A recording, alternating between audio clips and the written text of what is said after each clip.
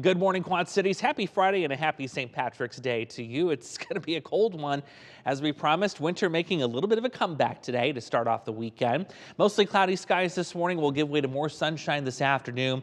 Not going to do much, though, to make you feel warm because these winds of 30 to 40 miles an hour will be with us through the whole day.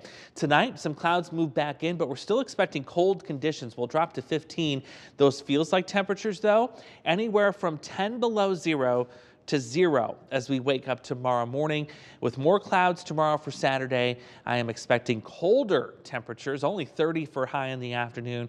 Feels like temperatures, of course, in the single digits for a good chunk of the day. Let me show you how that process evolves here, taking you through this evening and the overnight hours. There you see those numbers go below 0. So we wake up tomorrow, 7 o'clock in the morning. It feels like 7 below. Not much improvement until we get to the later afternoon, and even by 3 p.m. it only feels like 8. So if you're heading to the Grand Parade tomorrow, make sure you're layered up. You can get frostbite in about 30 to 45 minutes with exposed skin.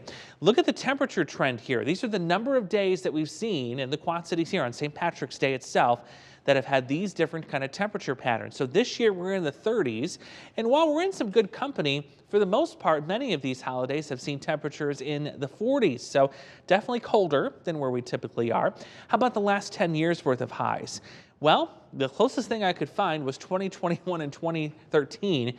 When we had highs in the 30s then, but the rest of those have been very warm. In fact, the 10-year average is about 50 degrees. Now, we're still seeing some good warmth going into the month of March. This is the warming trend, the average temperature trend since the 1970s.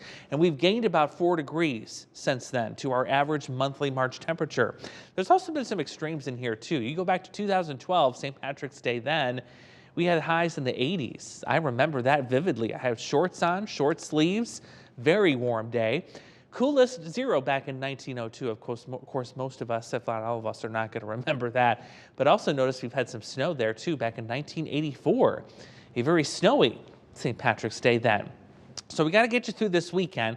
That's the worst of the cold. Then we get into a much warmer pattern next week. That is likely going to, yes, push us close to our first 70-degree reading as we head into the day. Thursday could even be a couple of thunderstorms in the mix as well. We hope to see you at the Grand Parade tomorrow. That begins in downtown Rock Island, 11:30. That'll scoot over to Davenport. The Beast will be there along with many of us as well. Just make sure you're layered up and ready to face the cold day ahead. Have a great weekend.